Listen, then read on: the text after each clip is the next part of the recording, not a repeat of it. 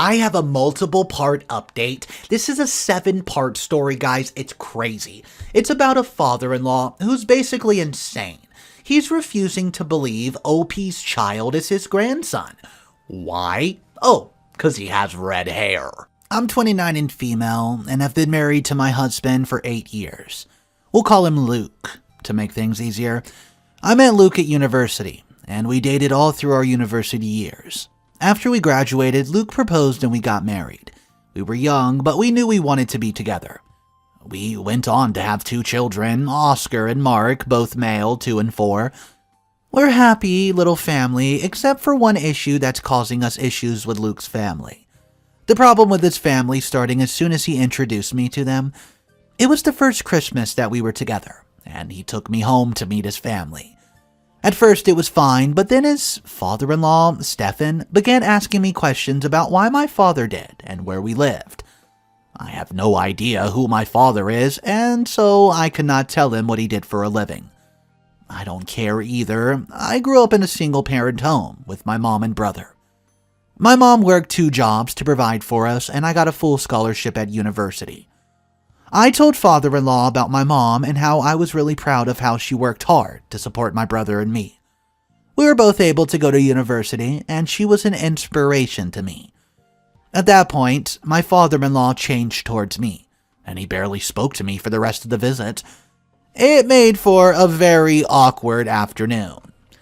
I found out later that my father-in-law called Luke and told him that he did not think I was a good girlfriend material, as I come from a single-parent family, and was not on the same level as them. Luke did not tell me at the time, as he did not want to hurt my feelings. He admitted to me that he's been torn between what to do, as he spent his whole life trying to please his father, and not disappoint him with his choice of girlfriend. He had told his dad he would think about it, but had continued to date me, and well, we got a lot closer, as we found out we had a lot of things in common. We shared a love for music, old movies, and we had a lot of friends in common. Some from his circle and some from mine. He finally told me what his dad had said. I was hurt. He told me that his dad's opinion of me simply did not matter, and he loved me. We dated for 3 years at university, and the whole time his dad would put me down and tell Luke to find someone who was a better fit for the family. What he really meant was a girl from a rich family, whose family had connections and would not embarrass him. Time passed, and after college, Luke proposed to me. His dad was horrified and refused to help with the wedding. He even said he would not come or allow Luke's mom to come. Luke said if that was how he felt, then he would not force him to come. He did, however, point out how embarrassing it would be for his dad when he got it out of his eldest son that's gotten married, and he hadn't gone. Surely that would be worse than just smiling and pretending it was all okay.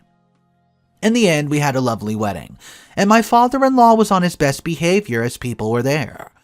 That was the last day he was civil to me. Over the last few years, he's been awful around me. Things improved slightly when our first son, Oscar, was born. My father-in-law doted on him, and I was hopeful that his grandchild would provide us with common ground. Well, I was still excluded from most things, but it was easier. Until it wasn't. 2 years later, we had our second child, Mark. As soon as he was born, I sensed something in my father-in-law. When he came to visit us with mother-in-law, he was all gushing excitement about his second grandson. My husband was out, and he'd gone to work to get some files so we could work at home. Father-in-law actually said he was proud that I've provided his son with 2 healthy boys, as the family name was important. Of course, he added a sly insult by adding that he never expected me to be capable of it, with my background on a side note. Father-in-law needs to go back and look at his biology lessons about who decides the sex of the baby. Anyways, he scooped Mark from the crib and his face changed. Instead of the dark-haired, tan-looking skin of his family, Mark was fairly skinned with obliviously ginger-looking hair. I'll never forget the look of disappointment on his face, which was swiftly changed to a look of glee. I think they gave you the wrong baby. This is not my grandson. Of course he's your grandson. He was with me the whole time when he was born. I should say we live in the United Kingdom and we have our babies with us from the minute they're born, so there's no chance of child swapping. Well, I can tell you, what no male in our family has ever had ginger hair. This is not my grandchild. He put Mark back in his crib and motioned to my mother-in-law that they're leaving. She followed behind him like an obedient little puppy, not even having a chance to hold her new grandchild. I simply could not believe what just happened. It was obvious he was implying I cheated on my husband. When my husband got home, I told him what happened. He was furious. Not long after, he got a call from father-in-law. There was a lot of shouting, and my father-in-law demanded a DNA test on Mark before he would accept him. Well, we refused. As we know Mark's our child, I would never cheat on my husband. The phone call ended with father-in-law saying he would not have any part of Mark's life until we do a DNA test. So, am I the a-hole for refusing to take a test that I know is unnecessary to appease my ignorant father-in-law? My husband has no doubt that he's Mark's father, and he agrees with me that it's not necessary. Hey guys, Mr. Reddito here. I have multiple updates on this story, and if you think that first part was starting to heat up, you've seen nothing yet. This father-in-law, well, he's about to go nuclear. Guys, don't forget to click that subscribe button if you haven't done so yet, just so you don't miss out on these updates. And let's hop into this nuclear explosion of an update number 1. Hey guys, I just wanted to update my last post to let you know what's been happening. If I've not lived through it, I would not believe it was happening. As you know, my father-in-law demanded a DNA test on my newborn son, as he looks nothing like my husband and his family. They're all dark-haired and Mark is more of a ginger. I pointed out that ginger hair runs in my family heavily, but father-in-law believes that his family genes are more powerful. Yeah, his exact words, and that there's no way they would be overpowered by a ginger. I know, guys. I know. This man is insane. He has no idea how genetics works, or he's just clueless. Well, he's refused to see Mark, who's now 6 weeks old. He's also prevented my mother-in-law or any of his family seeing him. I feel awful for my mother-in-law, as she's a gentle soul and loves her grandchildren. She's missing out on bonding with Mark due to her husband's pig-headedness. When we realized that father-in-law was not going to back down, my husband and I had a long talk about things. I was almost ready to give in and have a DNA test done, just so my mother-in-law could see her grandson. My husband refused point blank.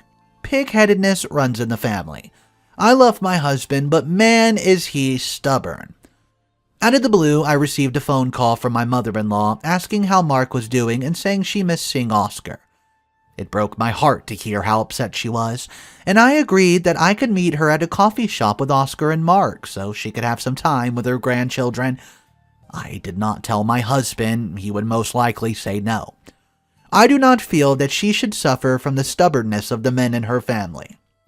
So, we met at a coffee shop and had a few hours together. I realized I actually missed her. She's never been rude to me. I never really realized because of how dominant father-in-law is, that she's a lovely woman. I told her I would speak to my husband and see if we could sort out a way for her to see the children more often. If he did not agree, I would meet her in secret as often as I could. When I got home, I told my husband I've been thinking whilst I was out and wanted to find a way for my children to have a relationship with his family. It was cruel, and Oscar did not understand why he could not see Granddad and Grandma anymore. I did not say that I had met mother-in-law, as I wanted to be able to keep seeing her if he did not agree to work something out. Well, my husband agreed that I was right, and phoned up father-in-law. Father-in-law refused to back down, and I thought that nothing would be sorted. In desperation, I said to my husband to ask if Oscar at least could see them. Mark was too young to understand, but Oscar missed them.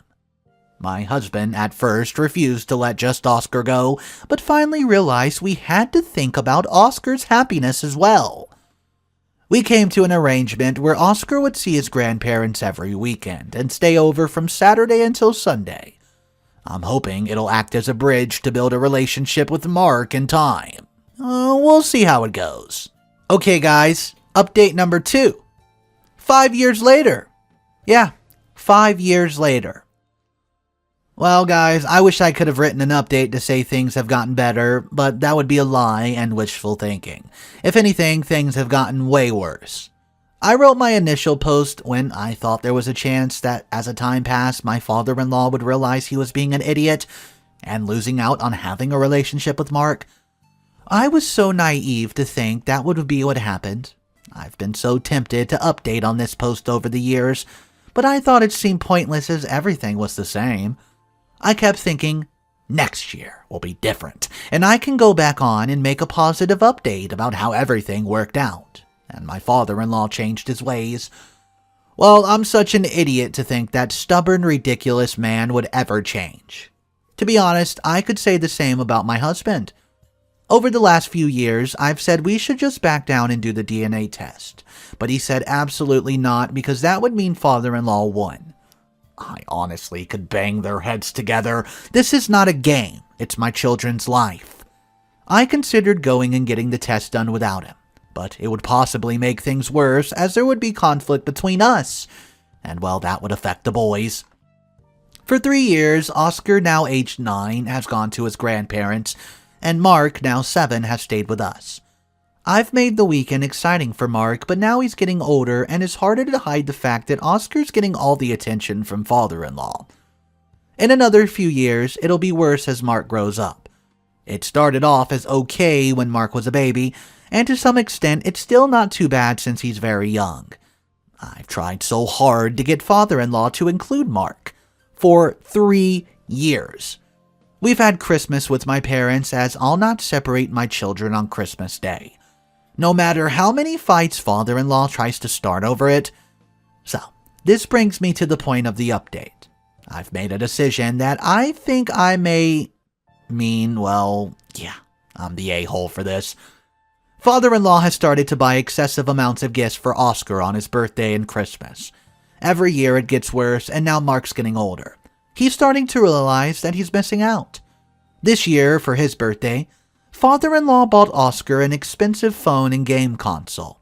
He's 9. He does not need an expensive phone or any phone. My father-in-law has even put open the contract and put his phone number into the phone so Oscar can text and call father-in-law whenever he wants. And he does. If we tell him no, he phones his granddad. Father-in-law then calls my husband to tell him what bad parents we are for not giving Oscar everything he wants. The last time it happened, Oscar had wanted his bedtime moved to 11 p.m. We said absolutely not. So he went running to Granddad, who seemed to think this is reasonable bedtime for a 9-year-old. I've decided to take the phone away from Oscar. He's abusing it, and I'm worried he's going to develop behavioral issues, and I'm feeling a little bit of entitlement over it. I could not see why he needs a phone at this age. My husband agreed, and so we took the phone away last night. We explained why we were doing this, and that we would allow him to have it back once a week to phone his granddad. Oscar threw the biggest temper tantrum I've ever seen. He screamed and shouted for hours. I believe I've done the right thing, but seeing him so mad, well, it hurt. Mark's never received a card or present from father-in-law. My mother-in-law tries her best to get things to Mark when he meets up, but it should not have been done in secret. Am I the a-hole for taking my 9-year-old boys away from him, so he can't use his grandfather to get everything he wants? Update number 3. I feel reassured by all the positive responses I've received about taking the phone from Oscar. My family agreed that there's no reason for him to have an expensive phone and phone contract at his age. I wish I could say that Oscar understands, but he's still angry. The weekend after we took his phone away, he went to his grandparents as usual. I would have preferred him to stay at home, but we're trying to be consistent with his visitation. Mark, well, he's still not welcome. But I've been meeting my mother-in-law in secret, or I was. Oscar obviously knows that I met with mother-in-law as he would come with us when he was younger. I started taking Mark on his own when Oscar was at school, as I realized that Oscar was close to my father-in-law and might accidentally let it out that mother-in-law was seeing Mark. When Oscar told my father-in-law about the meetings, There was no accident about it. My husband was dropping Oscar off for his weekend visit and arguing with father-in-law about why he took Oscar's phone away. He told father-in-law he did not think it was healthy for Oscar to use the phone to keep secrets from his parents about what he spoke about with you. Oscar had been angry and said, "Why not? Mommy keeps secrets all the time." Father-in-law had been on like that and asked Oscar what secrets Mommy was keeping. I think he hoped it would be that I had a secret lover hidden away somewhere, which would prove once and for all that Mark was not his grandchild. Mark told my husband and father-in-law that ever since Mark had been born, I was taking them to meet up with Grandma for coffee. He said that I did not take him anymore, but he knew I still took Mark, because Mark was saying Grandma, which is how he says grandmother. My husband, once he got over his shock and anger, said he was horrified about the spiteful look on our 7-year-old child's face. My father-in-law was furious. With me and also with his wife. My husband had told Oscar he was not staying with his grandfather and was coming home, but the fight that ensued made it easier to let him stay. When my husband got home, he was initially angry with me for going behind his back, but eventually calmed down and realized I was trying to do a good thing for his mother. We had a serious talk about Oscar that evening and about how we did not like his character and how it's developing. I'm starting to think allowing him so much time with father-in-law was a bad idea. I don't know what to do for the best. Is it right to take the visits away from Oscar? Any parents out there, I would really appreciate advice on this. I'm worried I'm allowing my father-in-law to turn his son into a smaller version of him. Would it be better to stop it now before it gets any worse? Or would that just cause more problems in the long run? Please help. Update number 4.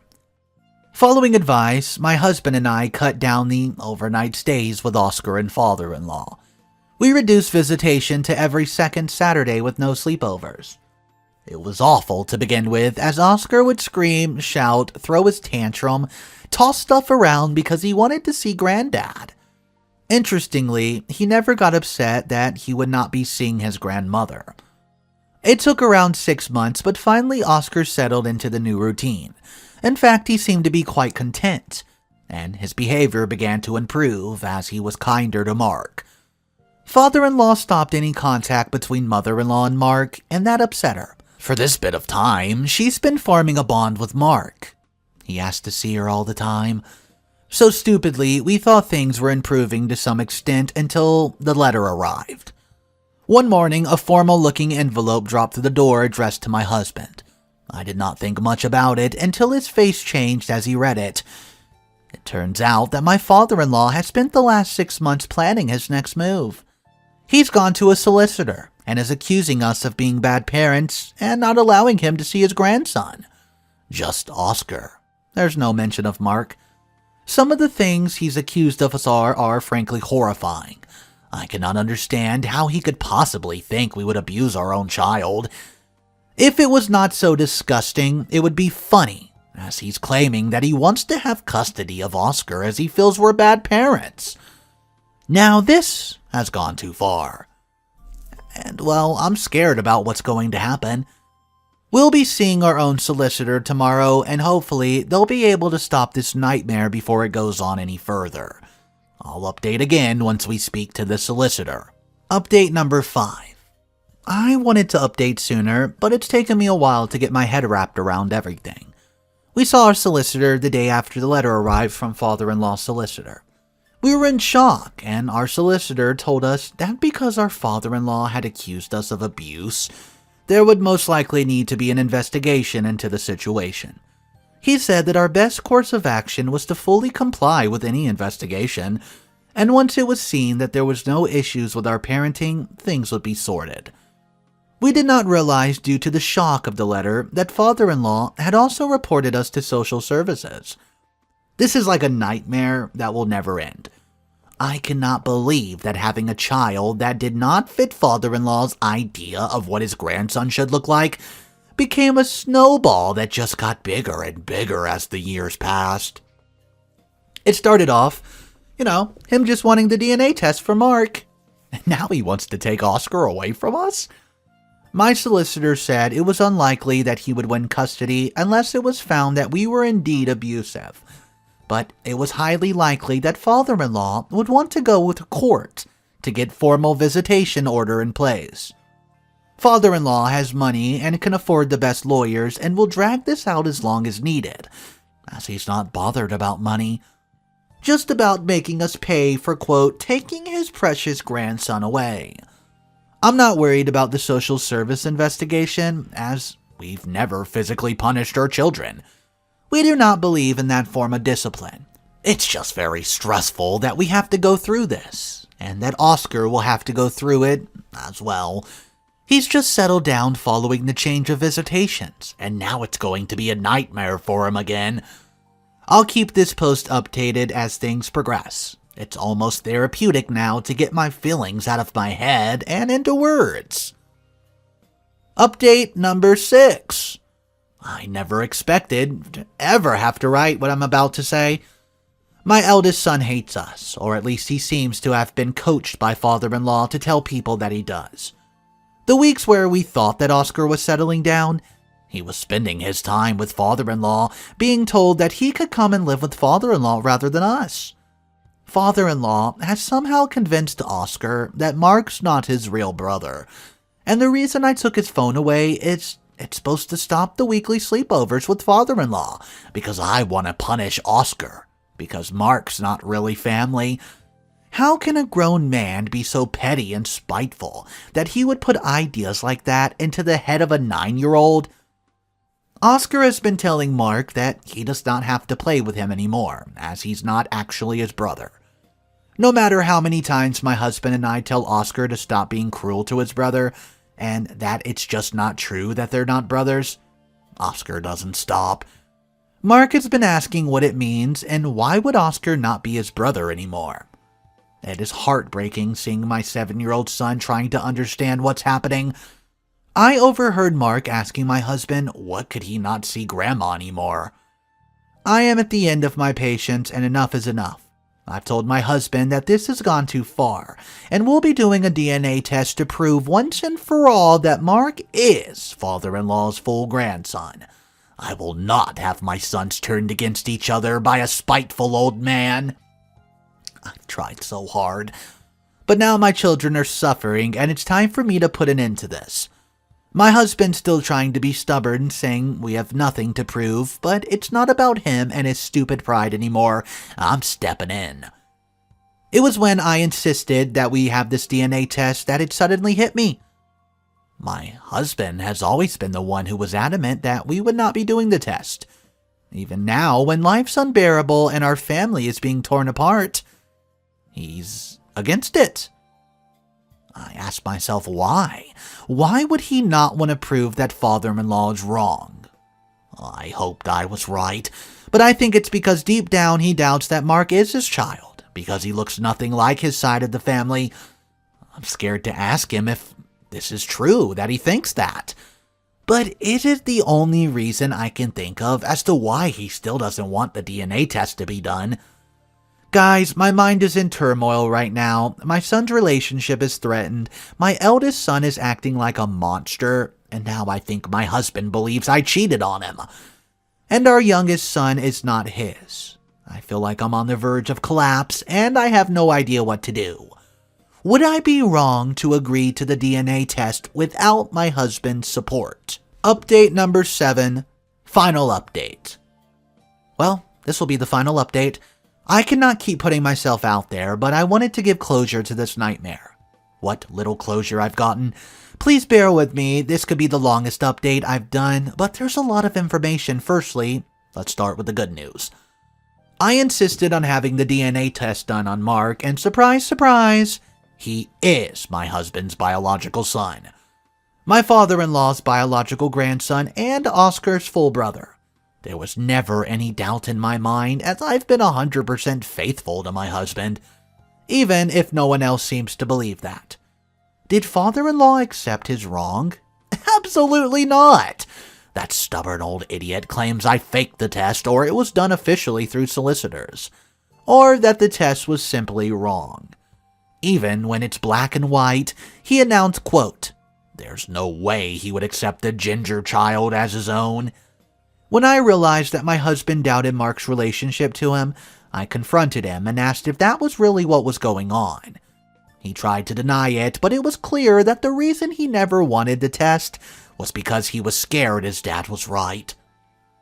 He's saying, "It's better to pretend he was standing up for me than to do the test and find out his worries were correct." I asked him why he never told me he had these feelings. His answer changed how I looked at him. He told me, well, he also did not believe that his family's genes would be weak and produce a ginger child. He said his dad was never wrong about these types of things. Bro, he was wrong. His answer destroyed me. My husband not only did not trust me, but was disappointed about how one of his children looked. Mark is a beautiful child. His hair is a stunning shade of rosette red, and he has a beautiful green eyes, like me. I'll not allow anyone to tell him being red is ugly or wrong. I have serious doubts about my relationship with my husband now. I'm angry that he never trusted me, that he thought I was capable of having a child with another man and passing it off as his. I'm staying with my parents whilst I think about what this means for us. Mark's with me, but Oscar refused to come. The case regarding the abuse came to nothing, as there was absolutely no grounds for it. It took a long time, and we had to go through interviews with social services, court cases when father-in-law went for more visitation. I do not recognize the child Oscar's becoming. He is like smaller version of my father-in-law.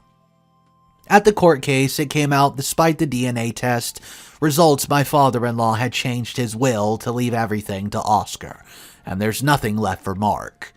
At no point in the proceedings did father-in-law ask for visitation with Mark, even though it was proven Mark was his grandson. The only positive thing is that mother-in-law has stood up for herself and is seeing Mark regularly, as there's no reason for her to be stopped after the DNA testing.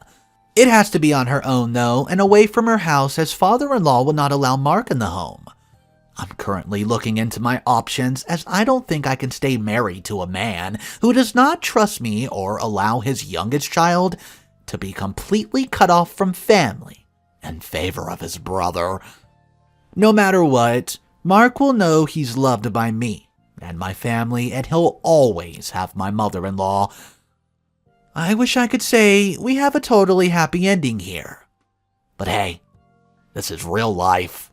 This isn't a fairy tale. So finally, after years and years of back and forth, going against OP's husband's wishes and doing the DNA test, and this father-in-law is still saying, hey, this test is incorrect, you must have faked it, paid someone to fake it for you, or the test is wrong. There's no way that my grandson has red hair, as my DNA is still flawless to have a redhead in it.